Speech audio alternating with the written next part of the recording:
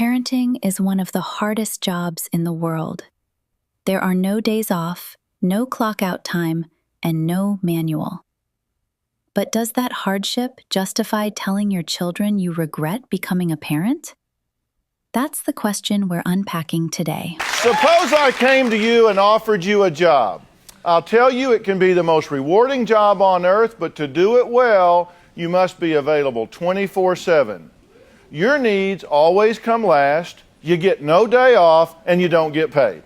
All right? All right? Who would take that job? Well, about 74 million women in America have, because that's how many moms we have out there.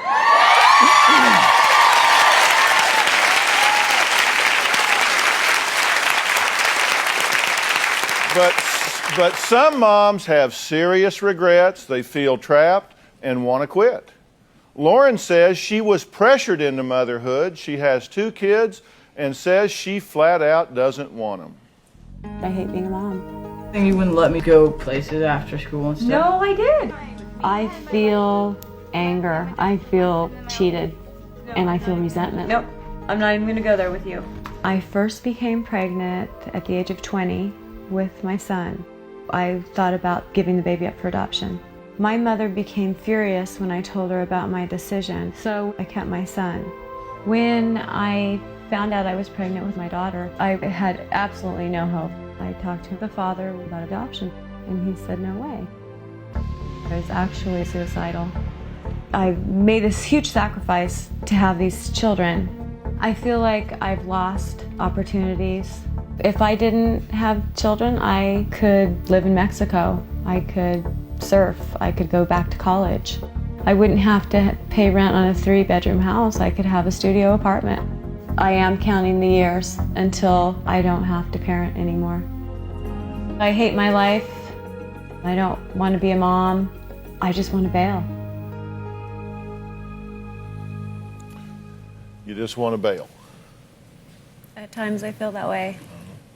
At times you feel that way, or pretty much all the time you feel that way? At times when things get really bad. Okay, so other times you just love them and you're glad they're there and all that, because that wasn't the impression I got from reading all of your notes and studying everything about your situation.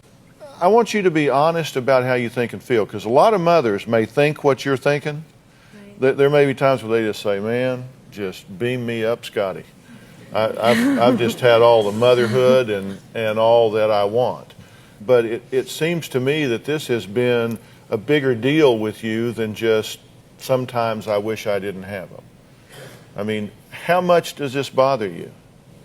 It bothers me a lot, and I think because it's been so long, it's been 12 years, I'm getting burnout. You know, I tried to have the positive attitude of I'm going to take something negative and I'm going to turn it into a positive. I'm going to do the best job I can. I'm going to embrace what I can of it. Do you know what I'm saying? Yeah. I guess trying to do easy time. And now that they're teenagers, intellectually, I feel like they're playing on that. How does it come up with your children? I don't know how this conversation comes about when you say to your children, I wish I wasn't a mother. I wish you weren't here. I wish I didn't have you to deal with. When they put me up to their criteria as far as what they expect from me as a parent, when they want material things, they blame me because I don't have a better job. So I can't provide those things for them. Their complaints are material. And so in response to that, you say, I wish I didn't have you kids.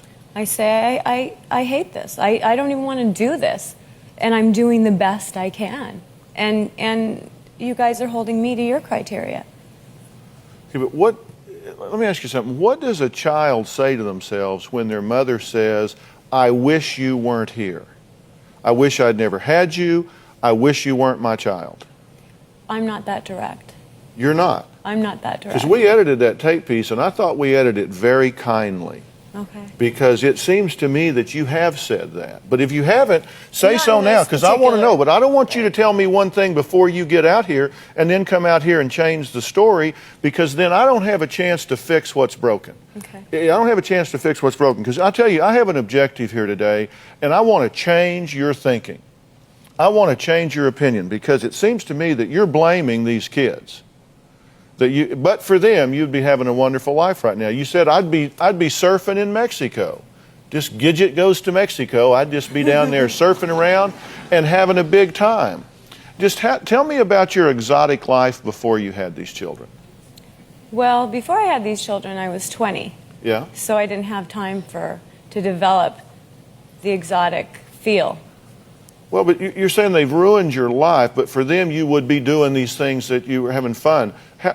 Who is the father of the first child? Do you want his name? No, I just mean, I don't care whether you give me his name or you don't, but I want to know, tell me about Mr. Wonderful. He's not wonderful. Okay, but your life was wonderful. You had this great life going before these kids came in and messed it up, so I assume you were with Mr. Wonderful before they got here. No. See, I feel like you're putting words in my mouth, because I didn't say that they ruined my life. I was the one who made those choices. Okay. I'm the one who had the poor judgment. We agree. That's one thing we agree on. Okay. Is that you made the choice to get pregnant. You made the choice to have sex. Correct. And you got pregnant. Correct. And you made the choice, although under duress from your mom, according to you, to keep the child. Correct. Okay. And you didn't want to, did you? You wanted to put it up for adoption and have it be gone. That's right. Okay. And does your son know that? Yes, he does. And you told him that, and tell me about how that conversation went. Well, because it's been a conflict between my mother and I all these years. It'll come up in conversation. Mm-hmm. And so somewhere along the way, you just felt like he needed to know, I didn't really want you. Well, I wanted him to know why my anger was there, and why my mother and I have so much conflict. And because so the conversation is, I want you to know I'm so angry because she made me have you, and I didn't want to. I'm just trying to get your reasoning of how that goes, because I can't imagine. You just put it a different way than I think it, but that's true. Yeah, well, you're saying I'm putting words in your mouth. If you love your kids and you're happy you had them, then we need to send you home and go on to the next guest. Because that's not my understanding, and I can't change what you don't acknowledge. So I'm trying to get you to be honest about it. When you said that, when you were quoting me, pointing my finger at my children saying, you ruined my life and I wish you weren't here, those aren't my words. Okay, tell me what your words were. Give me the high road version of that. I say, when we get in conflict, I say, I don't even want to do this. You know, I don't even want to do this. And I'm doing what I consider a very good job, and the kids are telling me that I'm not. Mm-hmm. What names do you call these kids? Probably names that we wouldn't want to put on TV. Yeah, because you call them some disgusting names, right? Yeah. By your own description, am I putting those words in your mouth too? Nope. Those words you put in your mouth, right? Right. And you know what I'm afraid of? I'm afraid that I'm going to let you sit here and trivialize this. I'm going to let you spin this up in some way where, well, you know, I do get frustrated with them when they wish we had a better life. Because that's the words I hear coming out of your mouth, and that's not what you've been telling us for a week. And I'm afraid you're going to go home as frustrated as you got here and do the same thing with those children you did before you got here and feel the same way you feel before you got here. This is no way for you to live. No, and that's why I wrote. This is no way for you to live, but I mean, I hear you telling me a totally different story than you've been telling me all week. Let me start by saying this. I believe parenting is one of the hardest jobs anyone can take on. It requires sacrifice, patience, emotional strength, and a level of commitment that doesn't end after a few years. I don't think it's easy, and I have empathy for parents who are struggling. But here's where I struggle with this situation. Becoming a parent doesn't usually happen in isolation. When you choose to have unprotected sex, pregnancy is always a possibility. And once a pregnancy happens, there are decisions to make. In this case, she didn't have one child. She had two. Those are life-changing choices, and with those choices comes responsibility. What concerns me most isn't that she's overwhelmed. It's what she's saying in front of or about her children. When a child hears their mother say, "I can't do this anymore," or repeatedly talks about regretting motherhood, they don't hear adult frustration or burnout. They hear, "I'm the problem," or "My mom wishes I didn't exist." Children often internalize those messages because they don't have the emotional maturity to separate a parent's frustration from their own sense of worth. That's why I don't think it's fair to place the weight of your disappointments on your children. They didn't ask to be born. They didn't choose the circumstances they came into. The adults made those decisions, not the kids. I also don't agree with the idea that having children automatically means your dreams are over. Does it make life harder? Absolutely. Does it require sacrifices? Of course. But there are countless women who have gone back to school, started businesses, built careers, and achieved incredible things while raising children. It may take longer, it may look different, and it may require more support, but it's not impossible. If you're frustrated with how your life turned out, those feelings deserve to be addressed.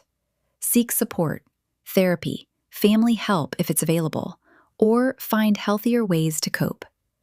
But don't let your children become the emotional punching bag for a life they never chose. They deserve to grow up knowing they are loved and wanted, regardless of how difficult parenthood may feel. We're talking to moms who can't stand motherhood. This is not an easy job, and you all know that. Lauren has often fantasized about leaving her children, and she's told her kids exactly how she feels. So let's just take a look at this. My mom always says that she doesn't want to be a mom. She said, go find another new mom. She doesn't want really the responsibility of having us. She's like, I might not come home. It makes us think, what if someday she really does get really angry and does leave, so that's what we have to think about. She talks about if we were in her life, her life would be way easier. She would have way more money and her jobs would be easier. And she's threatened to send me to foster care. Then we yell at her and say, well, it's not our fault, so we shouldn't be at fault because of your decisions. We thought when she said those things that she might run away, she might try to commit suicide or something like that. We didn't know what she was going to do. What if she would do that? What are we going to do? Where are we going to go? We kind of feel that we were a mistake. So were they putting words in your mouth too? No, that was it. Why did you come here? What do you want from me? I want you to help us stop all that. All of what? That conflict, the lack of cohesion between the three of us, and I know that things need to change. Do you resent your children? I resent motherhood. Am I being honest enough with you? I mean, I don't know. You say you get to say what you want in that chair, and I get to say what I want in this chair. Okay. Because I keep saying what I want, and you keep not liking it. No. It's not that I'm not liking what you're saying. I don't want to embarrass you, because I don't think right now you're wanting to be here. Because I can go get those production notes, and I can read to us what you said on the telephone and what you said in the tape piece that we didn't show, and it isn't what you're telling me now. Okay. And I'm happy to go do that if you want to do it, or I'll go over with you after the show. I'm not trying to create a problem where there isn't, but what I don't want to do is for you to come in here and gloss over the fact that you resent these children, you threaten them with leaving, you tell them that you wish they weren't there, and you leave them absolutely confused about who they are, where they fit, and how they belong in this world, and then you go home and do the same damn thing again. I don't want that to happen because you get stage fright. My view in this situation is that you are not a victim. You made these choices, and you own your life, you own motherhood, and you own those children, and they didn't ask to have you as their mom. Right. They didn't get a vote. They didn't get to look through some pictures and pages and pick out who they wanted for their mom. They got you. And when they show up and you say, I wanted to put you up for adoption, I didn't want you to be here to begin with. I could be off skiing or surfing in Mexico if it wasn't for you children. I think you're blaming them for things, number one, they can't do anything about, and number two, don't have anything to do with where your life is right now. Motherhood is hard. No question about it. It is tough, and I know that. But the truth is, you didn't have a great life before those kids got here, and it's awful easy to blame them for where your life is now because they're handy.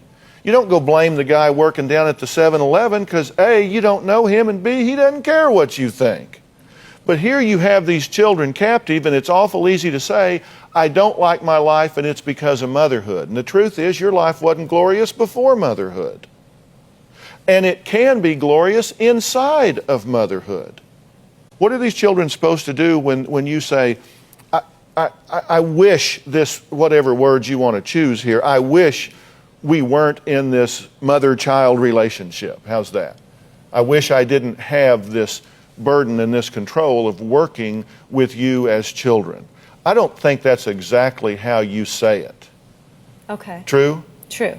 Because what you say it is you call them little right? Yeah. And you call them slackers, right? And you call them worse than that. Right. And to me, that's not a good way to make a kid feel really good about who they are and what they're doing.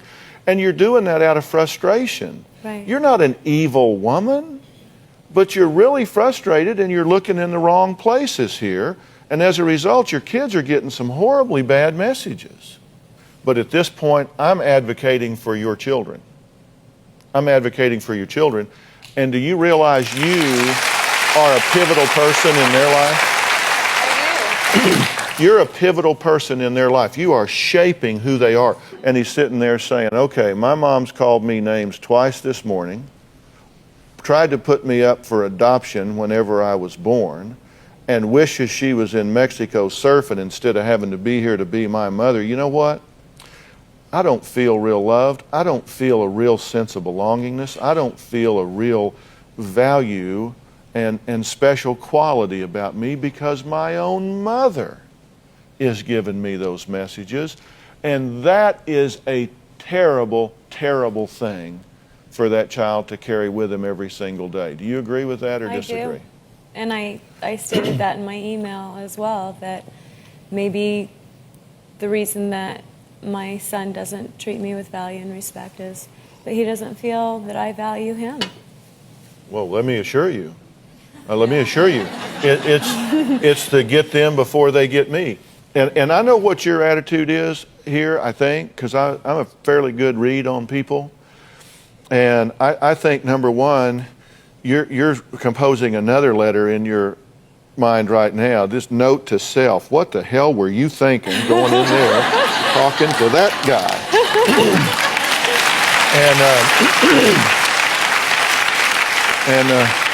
And I think all those names you call the kids, he's right. I'll take those off of their list, put them on his, okay? Because I think what your sense is that I've got you up here and I'm going to beat you up. That's the last thing I want to do. But let me tell you something.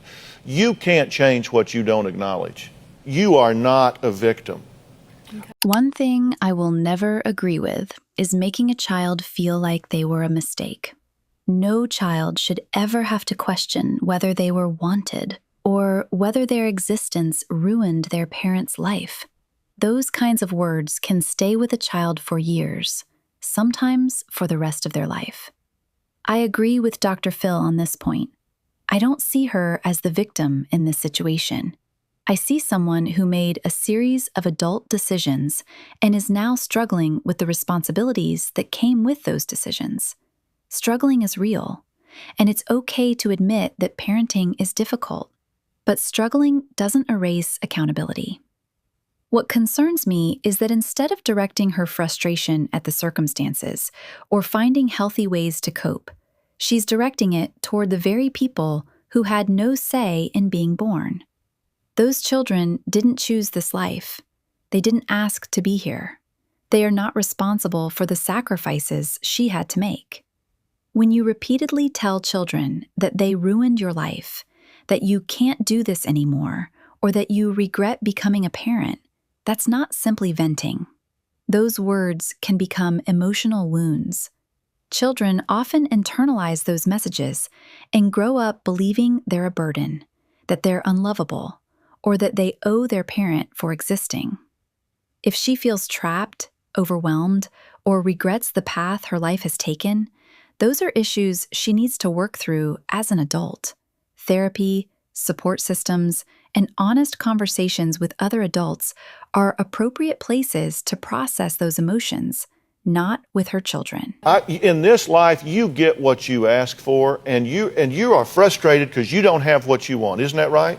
That's right. And do not be ashamed of that. There is nothing wrong with being frustrated for not having what you want in this life. I want you to want what you want in this life. And if you're like me and everybody else, you want what you want when you want it, and that's right now, right? I understand that. There's nothing wrong with you wanting more than what you have. What's wrong is you got to grow up. You got to grow up.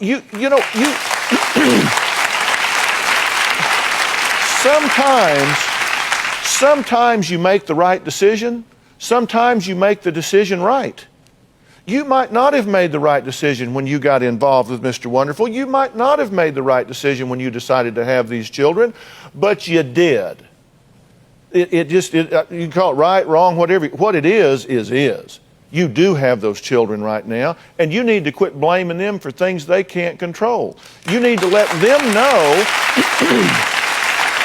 and you need to apologize to them. You need to apologize to them. You need to say, you know what? I had my compass was off. I thought I was going north and I was going west, and I met an old boy today that straightened my compass out, because this doesn't have anything to do with you. I've been mad at you guys. I've been frustrated with you guys. I've been blaming you guys for decisions I made and situations I own. And what I've got to do is come up with a plan to get what I want in my life. I got to come up with a plan. I don't want you to just say, well, okay, he's right. I just got to go home and be a mother and get a smile on my face. That's not what I'm telling you. I'm saying come up with a plan where you can get the most of what you want while doing what you need to do. I don't know how you define success, but I can tell you how good of a mother you are, how nurturant you are to these young people, and how proud they feel of themselves when they walk in a room ought to be on your short list of definitions. Okay? That ought to be on your short list. I don't want you off the list. I just want children back on the list. Okay? I want you to take care of yourself.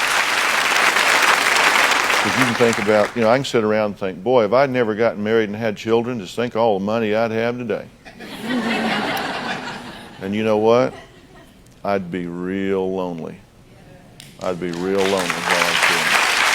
I also want to acknowledge something that's true for a lot of parents, especially mothers. Parenting is one of the few jobs where there are no days off. There are no weekends, no annual leave, no clocking out at 5 o'clock. Whether you're sick, exhausted, overwhelmed, or stressed, your children still need you. It's a 24-hour, 7-day-a-week responsibility. That's why so many mothers experience burnout. They can feel physically exhausted, emotionally drained, and like they've lost parts of themselves. Those feelings are real, and they shouldn't be dismissed. Society often expects mothers to do everything with a smile, and that's simply not realistic. But acknowledging that motherhood is difficult doesn't mean it's okay to make your children carry that burden. There's a difference between saying, "I'm overwhelmed and I need help," and making your children feel like they're the reason your life didn't turn out the way you wanted. Parenthood is demanding, but children still deserve to grow up feeling safe, loved, and wanted. If you're struggling, ask for support. Lean on your community if you have one, or seek professional help. The solution isn't to unload your frustration onto your children, because they're not responsible for the weight you're carrying. We're talking with moms who are being sometimes candid, sometimes not, about their attitudes about motherhood. Victoria gave up her teaching career to stay at home and raise her 2 babies. But now there are far too many days where she can't stand her own child. Most of the time I feel like I'm a bad mom. I feel totally helpless and I feel like a failure.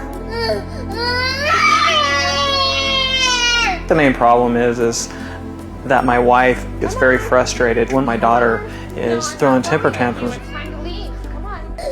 She starts screaming, she'll throw herself down on the ground. She starts to hit herself, she'll hit herself in the face, hit herself on the leg, flailing her arms. She looks like she's possessed. Stop screaming, stop it. When I get angry with my daughter, I feel like hurting her. I called her a snotty-nosed little brat. Being pushed to that point is very scary. My question to Dr. Phil is whether or not my kids would be better off if they spent less time with me, because I just don't know what to do.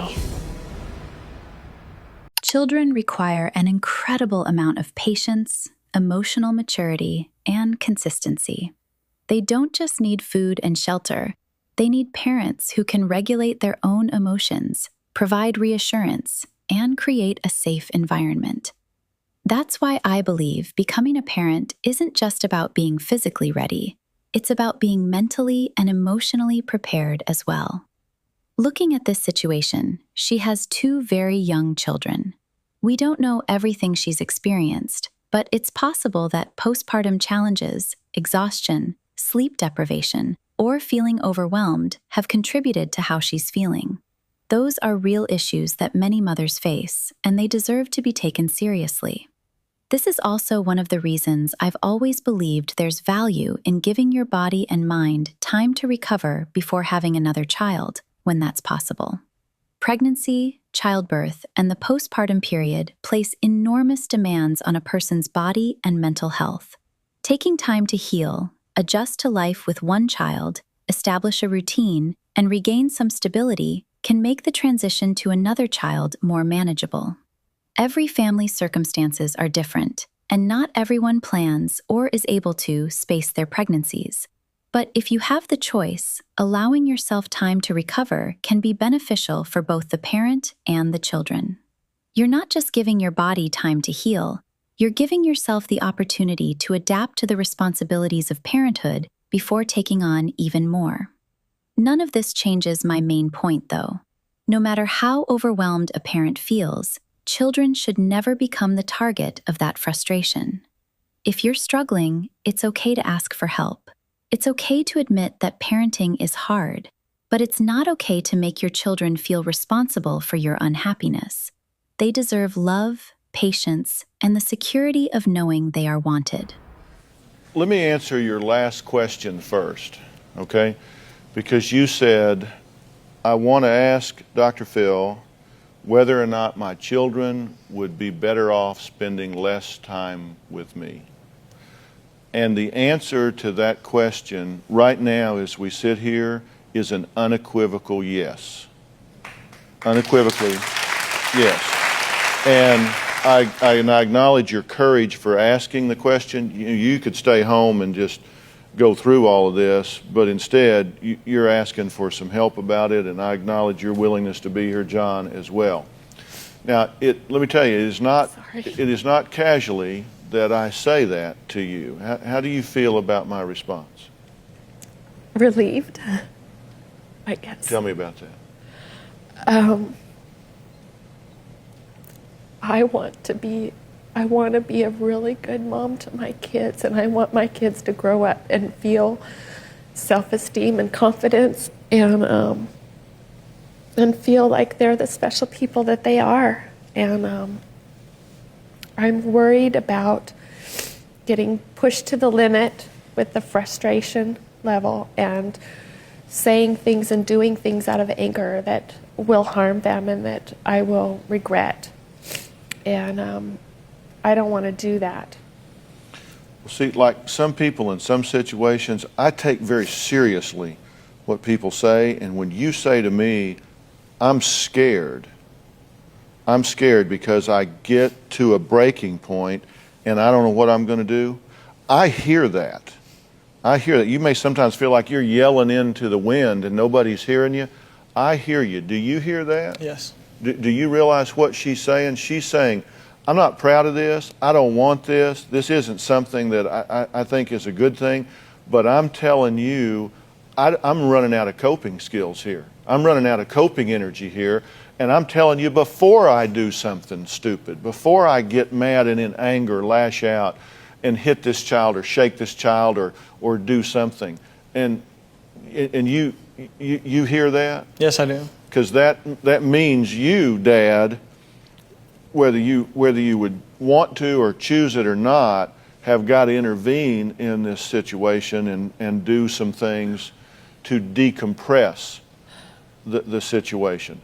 See, I think you're being completely and totally honest, and you have no idea what that means to me in terms of my ability to affect your situation. You can't change what you don't acknowledge, and you're saying, I am up against the wall here.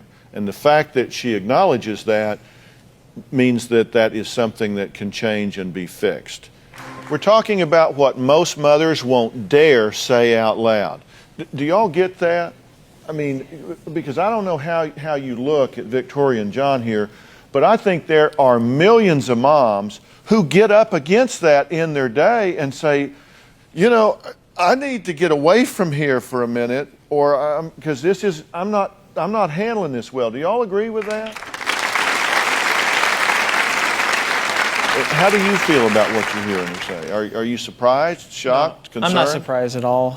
You know, I see it and hear it every day. You know, there's times that she'll call me at work and say that, you know, the kids are driving her crazy, and, you know, I do my best to cut away early from work and come home and give her a break and, you know, let her take off to the coffee shop or something and just kind of calm down and start over. Okay, and you have really encouraged her to be a stay-at-home mom and not work outside the home, right? Correct. And you've strongly encouraged that, right? You feel strongly about it, that's been the best thing? I thought it was the best thing, yes. Okay, how you feel about that now? Different. I was really surprised to hear you say that it's in the best interest of the children that she not spend as much time with them. I've always heard, you know, from society that, you know, the mother should always be with the children and, if possible, to be a stay-at-home mom. It's just kind of seems like that's what society wants you to believe. Yeah, because that's what they say, right? That's what they say, right? Yeah.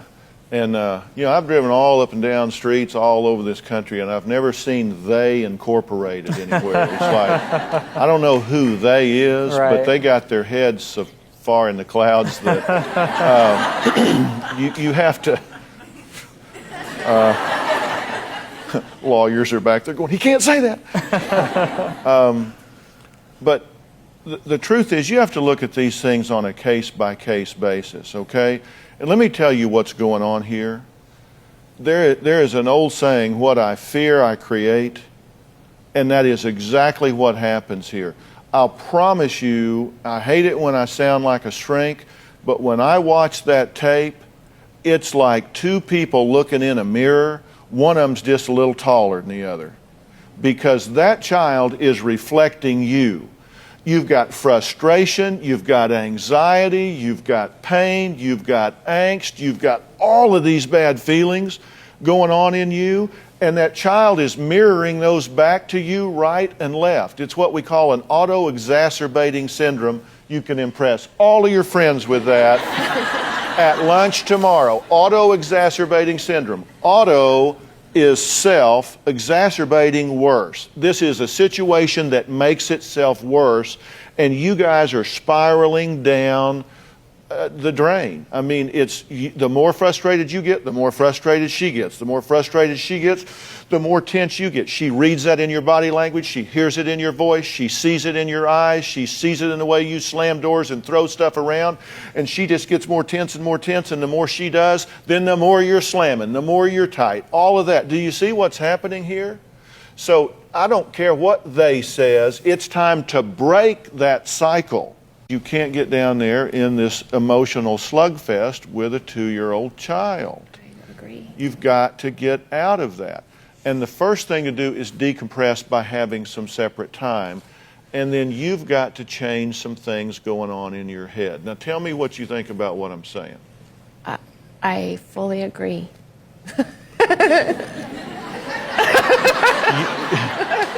You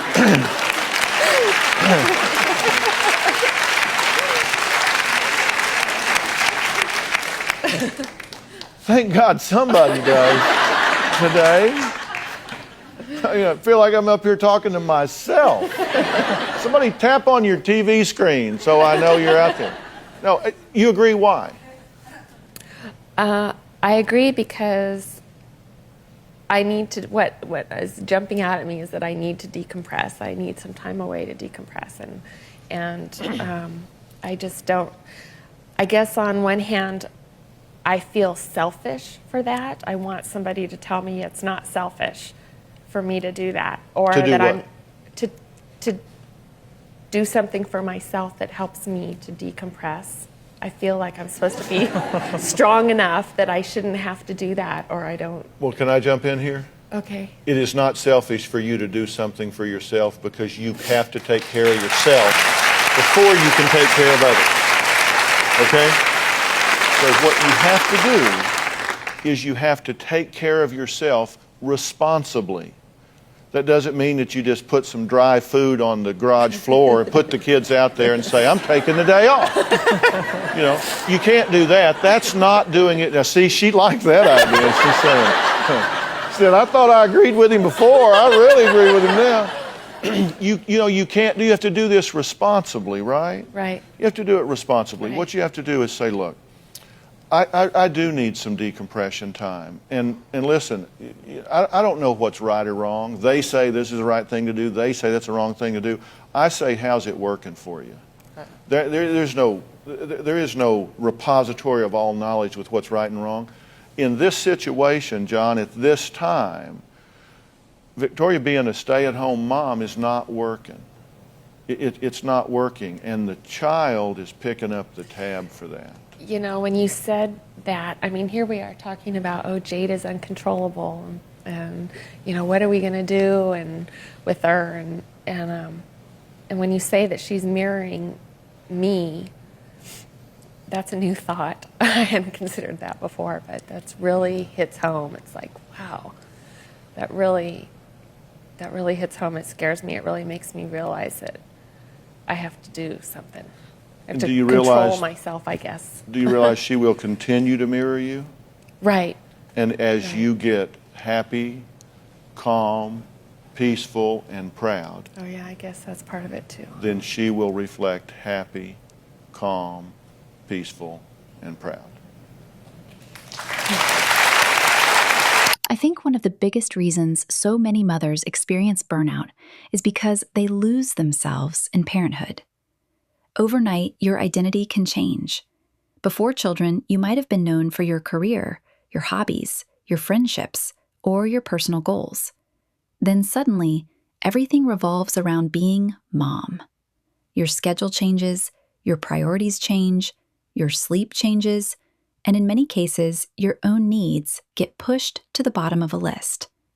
You're constantly taking care of someone else, and after a while, you can start to feel like you've forgotten who you are outside of your role as a parent. That's why burnout is so common. When you're always giving and rarely have time to recharge, it's easy to become emotionally and physically exhausted. Many mothers also feel pressure to be perfect, to have a spotless home, raise happy children, maintain a relationship, and sometimes work a full-time job as well. That's a lot for anyone to carry. But as understandable as burnout is, it's important to recognize it before it starts affecting your children. Children still need patience, reassurance, and love, even on the days when you're exhausted. If you're feeling like you've lost yourself, the answer isn't to make your children feel guilty for existing. The answer is to find ways to reconnect with yourself. Ask for help where possible. Share responsibilities if you have a partner or support system. And make room for your own well-being. Taking care of yourself isn't selfish. It's part of being able to take care of your children. A parent who has support and moments to recharge is often better able to show up with the patience and emotional presence their children need. The goal isn't to be a perfect parent. It's to be a parent who recognizes when they need support before their frustration is directed at the people who depend on them the most. Because I tell you, is it good for a mom to spend time with her children? Maybe. It depends on how the time is being spent. But I'll promise you, she would rather spend 2 hours in your lap at the end of the day reading a story and laughing and giggling and getting tickled and brushing her hair than she would in that scream fest that you were calling togetherness a few minutes ago. When Andrea's mother was dying, she was torn between her own children and caring for her mom. You just can't be in two places at once. Now her children are paying the price. What does motherhood mean to me? Pain. After losing my mother in January of 2001, I have not been able to look at my kids the same way. The last 2 weeks of my mother's life, she was in the hospital all the time. I wanted to be with her, but I had to come home for my family. I feel like the last days with her were cut short because of my kids, and I am angry. After she died, I shut down. I did not want to be a mother anymore. I feel guilty feeling this way. I should be happy with my children instead of tired, angry, and impatient. I know this is not the way my mother would want it to be. Dr. Phil, please help me recover before it's too late. Painfully, Andrea. We just saw a tape piece from Andrea who says that she resents her children because they took her away from her mother in those last moments in this world.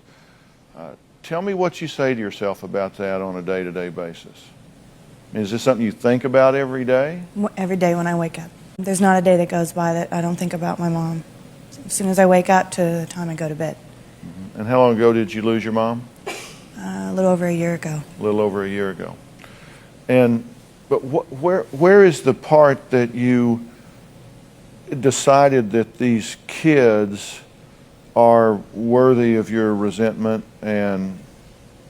Well, they're not worthy of the resentment, but my feeling at the time when Matthew was born and my mom was dying, that I had to be there with her because I'm her only daughter and I wanted to be with her all the time in the hospital. And I couldn't do that because I had to go home. And in my heart, there's a resentment to my family because I needed to spend more time with my mother and I couldn't. But does that seem rational to you as you think about it now? No. But that's the way I feel. Okay, but that doesn't make it okay. I mean, you said no, but. Is that rational? No, but. Forget that it's not rational. I'm going to embrace that anyway. And very predictably, you're upset because you lost her. Yes.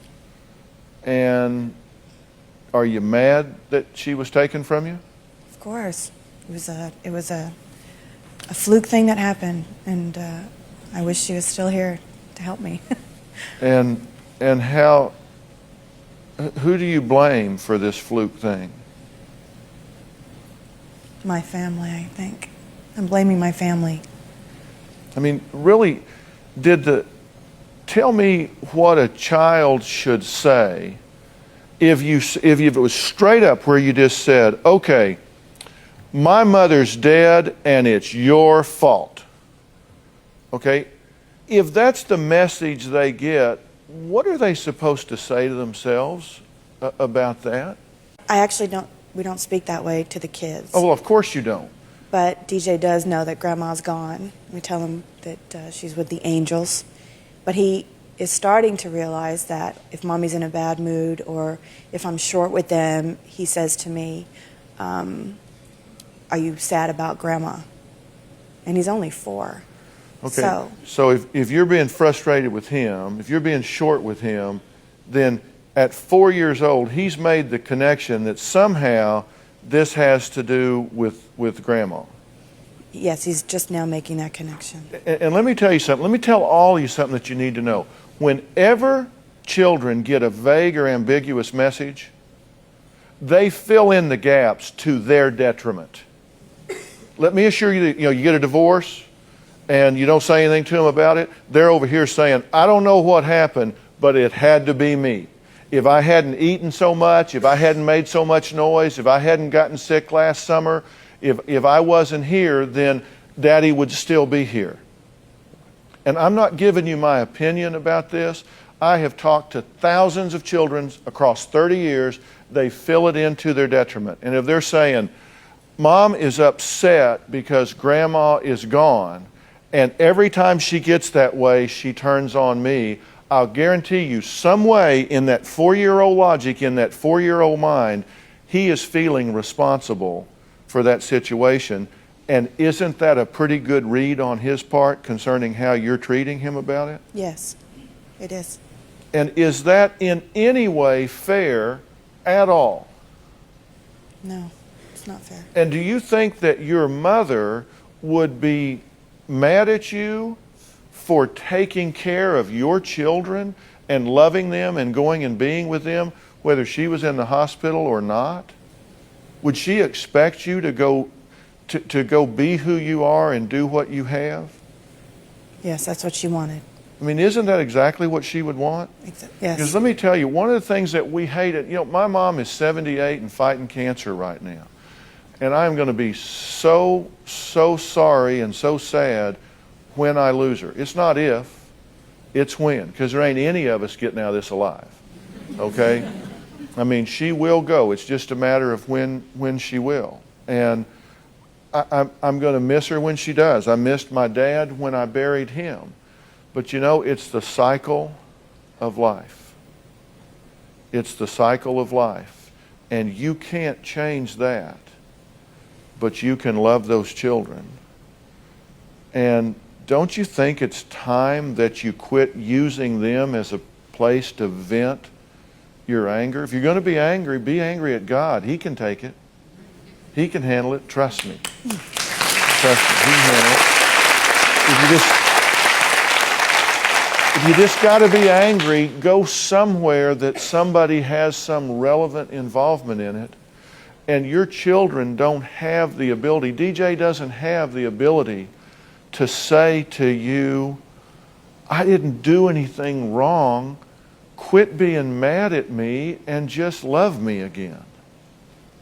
He can't say that. So I'm saying it for him. And it truly is a choice, and it's one you can make. Deal? Deal. At the end of the day, I think two things can be true at the same time. Parenthood is one of the hardest responsibilities anyone can take on, and many parents genuinely struggle with burnout, exhaustion, and losing their sense of identity. Those feelings deserve compassion, and parents should feel comfortable asking for help without shame. But accountability also matters. Children don't choose to be born. They don't choose their parents, and they don't choose the circumstances they're raised in. That's why they should never be made to feel like they are the reason their parent is unhappy or that they ruined someone's life. Those are burdens no child should have to carry. I agree with Dr. Phil on this one. I don't see her as the victim. I see someone who made adult decisions and now has a responsibility to protect the emotional well-being of her children, even while she's struggling. Her feelings may be real, but her children are not responsible for fixing them. My hope is that she gets the support she needs, learns healthier ways to cope, and remembers that her words have power. A parent's words can either build a child's confidence or leave wounds that last long into adulthood. Every child deserves to grow up feeling loved, wanted, and secure. Parenting isn't about being perfect. It's about taking responsibility for your actions, learning from your mistakes, and making sure your children never have to pay the emotional price for choices they didn't make. But that's my take on this case. I'd love to hear your thoughts in the comments below. Do you think this mother is simply overwhelmed and in need of support? Or do you think she needs to take more accountability for how her words affect her children?